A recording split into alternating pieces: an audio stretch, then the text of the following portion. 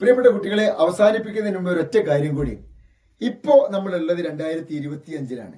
2040 നിങ്ങളുടെ ഈ SLC ബാച്ചിന്റെ ഒരു ഗെറ്റ് ടുഗദർ നടക്കാൻ പോകുന്ന വെച്ചോളൂ. ഇന്ന് നിങ്ങളെല്ലാവരും ഒരുപോലെ ഒരേ സ്ഥാപനത്തിൽ ഒരേ സ്കൂളിൽ 10ാം ക്ലാസ്സിൽ പഠിക്കുന്നു. പക്ഷേ 15 വർഷം കഴിഞ്ഞ് നിങ്ങൾക്ക് 30 വയസ്സായിരിക്കും ഏറെക്കുറെ അന്നത്തെ പ്രായം.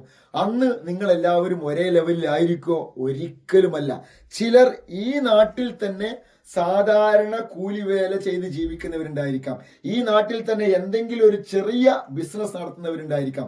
എന്നാൽ ദുബായിൽ പോയി ഒരു വലിയ കമ്പനിയുടെ CEO ആയിട്ടോ ഒരു വലിയ സ്ഥാപനത്തിന്റെ ഡയറക്ടറായിട്ടോ വർക്ക് ചെയ്യുന്നവരുണ്ടായിരിക്കാം. ഒരുപക്ഷെ ചിലർ UK-യിലായിരിക്കാം, ചിലർ US-ലായിരിക്കാം, ചിലർ ഓസ്ട്രേലിയയിലായിരിക്കാം. എങ്ങനെയാണ് ഒരു 15 വർഷം കഴിയുമ്പോൾ നിങ്ങളുടെ ജീവിതത്തിന്റെ നിലവാരം വ്യത്യസ്തമായ തലങ്ങളിലേക്ക് എത്തുന്നത്? തീർച്ചയായിട്ടും ഇന്ന് നിങ്ങളുടെ ഹാബിറ്റ്, നിങ്ങളുടെ ഷെഡ്യൂൾ, നിങ്ങളുടെ ജീവിത ശൈലി, ഇതിലൂടെ നിങ്ങൾ ഉണ്ടാക്കിയെടുക്കുന്ന നിങ്ങളുടെ ഒരു വ്യക്തിത്വമുണ്ട്. ആ വ്യക്തിത്വമാണ് നിങ്ങളുടെ നാളത്തെ ജീവിത ലെവൽ, ലൈഫ് സ്റ്റൈൽ എന്തായിരിക്കുമെന്ന് നിശ്ചയിക്കുന്നത്.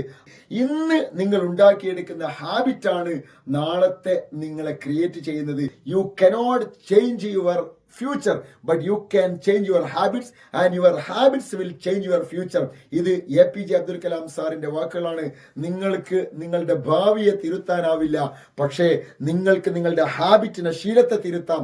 ആ ശീലം നിങ്ങളുടെ ഭാവിയെ തിരുത്തും. അതുകൊണ്ട് നല്ല ശീലത്തിലൂടെ, നല്ല ഷെഡ്യൂളിലൂടെ ഒരു നല്ല വ്യക്തിയായി മാറുവാൻ വേണ്ടി, സാധിക്കുന്നത്ര വളരുവാൻ വേണ്ടി നിങ്ങൾ പരിശ്രമിക്കുക. അതിന് നിങ്ങൾക്ക് സാധിക്കുമാറാവട്ടെ. Thank you. All the best.